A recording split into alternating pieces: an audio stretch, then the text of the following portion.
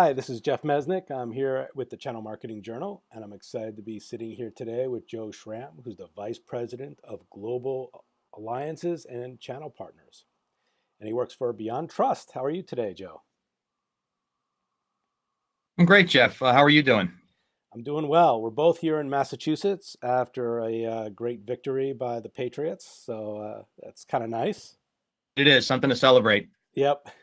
Winning never gets old, as I tell people. Well, unfortunately for me, I'm a Jets fan in Massachusetts, so celebration is not always fun for me. That's a rare occurrence. So today, I'd love to first dive into, we know what your title is. Maybe you could share with us a little bit about what your role is at Beyond Trust. Yep. So I have global responsibility for our entire alliances and channels program. Our team right now is about 17 or so people scattered around the globe. And essentially, what I'm responsible for is driving and accelerating our revenue growth as a company. That comes through, obviously, partners sourcing new deals to us, as well as influencing opportunities where they can, and obviously trying to find new routes to market. So we're a global company. We're expanding very quickly into emerging markets, places like India, Middle East, all over Asia Pacific, all over Latin America, and obviously indirect routes to market in the international segment is really important for us. Excellent. And from what you told me earlier, that one of the challenges that you guys are going to be faced with, and maybe this will roll into your programs that you've been launching or are going to launch this year, is that you now are acquired two other companies, or you're kind of merging three companies together. Is that correct? Yeah, that's correct. So if you've been following any of the news of the last year around our company specifically in the space that we're in, there's been a lot of M&A activity, and so we are essentially over the last 12 months a combination now of companies, Lieberman, Avecto, Beyond Trust, and Bomgar.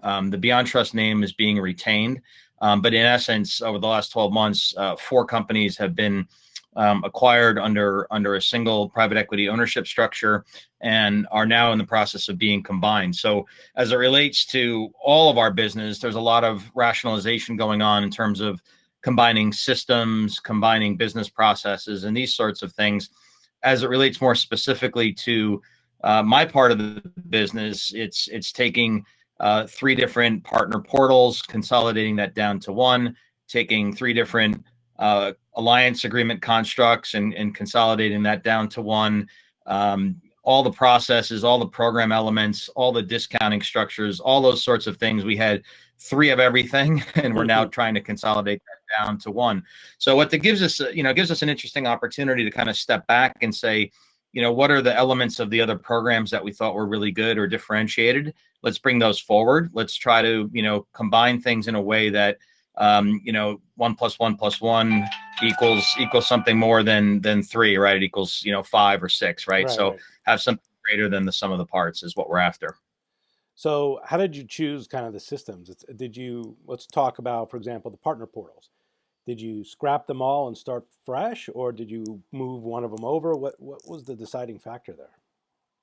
So one of the portal platforms that we were using was Salesforce Partner Communities, and because we're standardizing on Salesforce as our CRM system, it made a lot of sense to take that approach and take that forward. So that's the approach that we're taking. The integration is obviously completely seamless, and we saw enough in what's been made available through Salesforce Partner Communities from a visualization standpoint and a feature function standpoint that we felt it would hit most of our needs, and then also provide us with the ability over time to incorporate other capabilities that we hadn't leveraged before with any of our portals, any of our partner portals for that matter. So we're excited about where it's going to take us, and we're literally a week or two away from launch. So pretty exciting.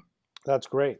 And the other pieces that you mentioned, you also had to create a kind of unique discount model and kind of the benefits side. So, how did you decide on that?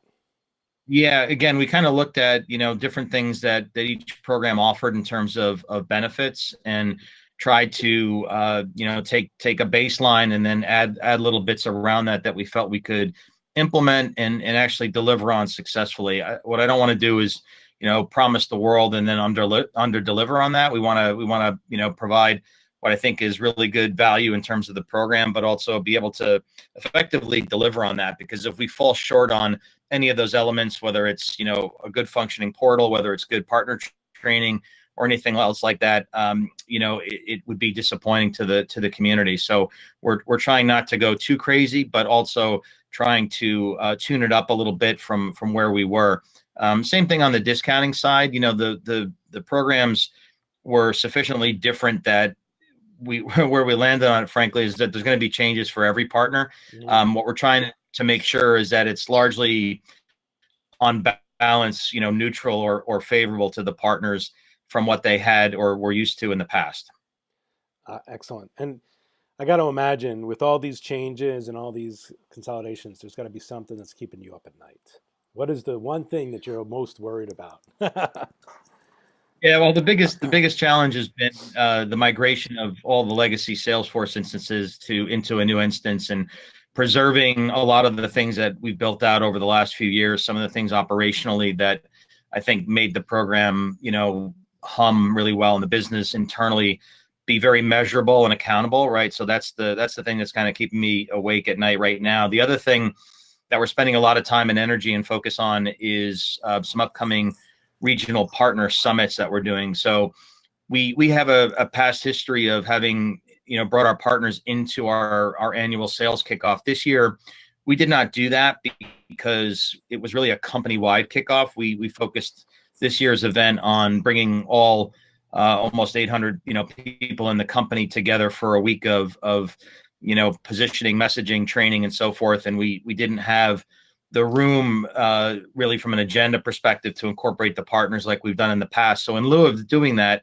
we are going to be conducting 3 regional partner summits, one in Asia Pac the first week of March, one in Europe the first week of April, and then one here in the US the fourth week of April.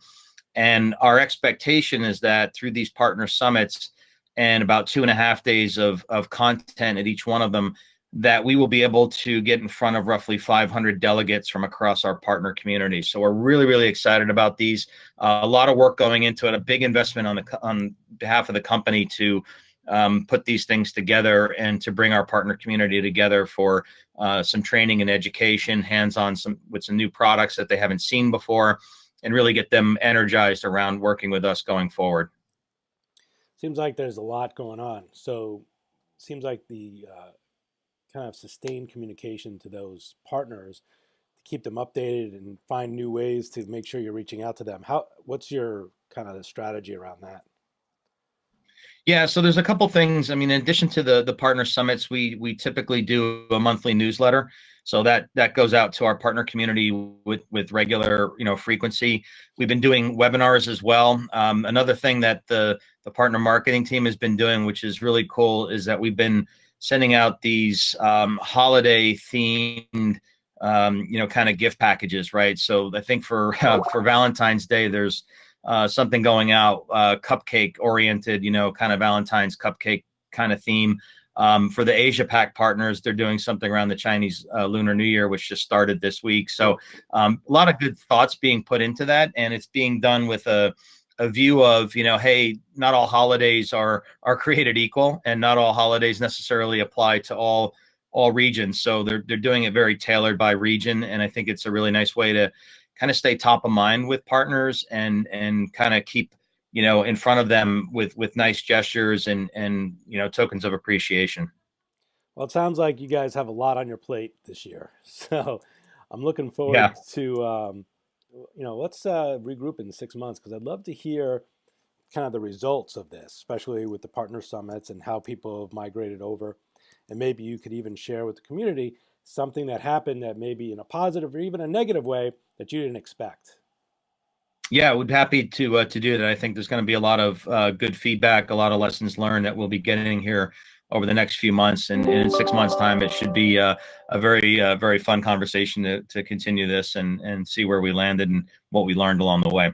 That sounds great. Well, I have one last question for you. I always like to Sure. end with a question that kind of brings the human back to the team.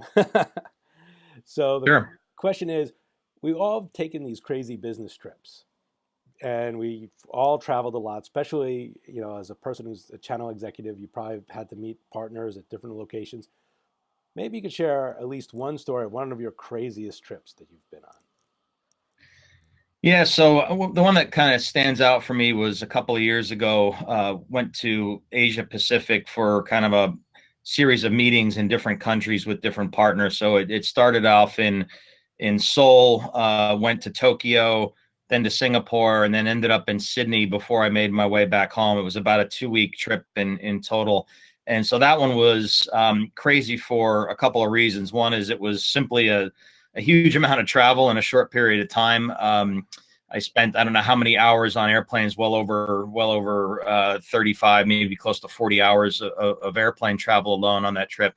But what was neat about it was, getting to see a lot of different cultures in a very short period of time. And I'd say the highlight of it for me was karaoke in a little bar in Tokyo. That was a really fun experience with our distributor in Japan. We had a nice group of people together, had a great dinner, and then we ended up in this little karaoke place, and everybody was singing and having a really good time. It was somewhat surreal, but a ton of fun. I've got some photographic evidence of that one that I've got filed away. It was a lot of fun. That's awesome. Well, now I'm going to ask the next question, right? What song did you sing? New York, I was New York, New York. New York, New York. All right, that's a good one. Yeah, A tough one for someone from Massachusetts to sing, but okay. yeah. I'm originally from New Jersey, so I grew up Okay. just outside of New York City. So that was a good one for me to do. Oh, perfect. Excellent. Well, I love Yeah, it. Well, look, yeah, it was fun. thanks again, Joe. I really appreciate the time, and I'm looking forward to kind of hearing from you again to learn how the program progressed. I mean, you've got some great, programs that you're trying to build out here, and some fun challenges. So looks good. Yeah, thanks, Jeff. I really appreciate the time and the opportunity to speak with you today. Look forward to catching up in 6 months. All right. Well, this has been Jeff Mesnick with the Channel Marketing Journal, and I was here with Joe Schram. Thank you.